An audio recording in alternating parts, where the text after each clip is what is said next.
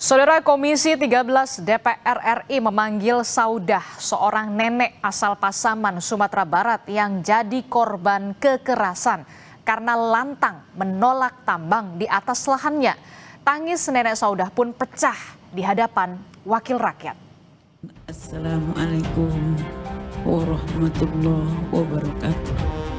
Suasana rapat Komisi 13 DPR mendadak hening saat tangis nenek Saudah pecah di hadapan para wakil rakyat. Nenek Saudah terharu karena upayanya mencari keadilan terdengar hingga ke Jakarta.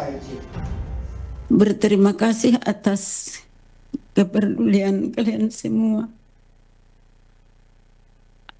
Ya, ada kusangka begini. Atas kejadian ini yang akan sampai aku ke sini, mendengar semua yang ibu katakan, bapak katakan semua, saya berterima kasih sebanyak. Tangisan nenek Saudah menyiratkan beban berat yang harus ia lalui karena mempertahankan tanahnya dari tambang ilegal. Selain penganiayaan fisik, nenek Saudah dikucilkan dan mendapat sanksi adat berupa pengusiran dari tempat tinggalnya, meski akhirnya sanksi tersebut dicabut. Komisi 13 mendesak polisi mengusut tuntas atas kasus penganiayaan nenek Saudah dan tambang ilegal. Ada dua keadilan yang harus ditegakkan dalam konteks kasus nenek Saudah, keadilan hukum dan keadilan adat. Yang pertama, keadilan hukum. Ada dua indikasi pelanggaran hukum yang terjadi dalam kasus ini. Yang pertama adalah pelanggaran tambang ilegal.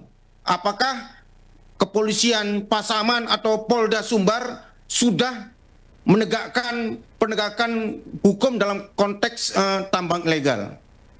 Kalau belum, berarti ada apa? Yang kedua, dalam kasus penganiayaan nenek Saudah, saya nggak tahu manusia beragama apapun, kalau mereka bukan bagian dari penjahat, ketika ada seorang nenek-nenek dipukul oleh orang, pasti menolong, minimal membawa ke rumah sakit, bukan membiarkan itu saja. Dari logika itu saja, seharusnya pelakunya itu tidak satu, pelakunya adalah komplotan. Tapi penganiayaan terhadap nenek Saudah terjadi pada 1 Januari 2026 usai menolak aktivitas tambang di lahannya. Penolakan dilakukan berulang kali, namun berulang kali juga penambang menggali di tanah nenek Saudah. Tubuh renta sang nenek yang seharusnya dilindungi justru menjadi sasaran amarah petambang ilegal hingga sempat tak sadarkan diri. Hingga saat ini, polisi baru menetapkan satu tersangka dan didesak menangkap tersangka lain. Tim Liputan, Kompas TV.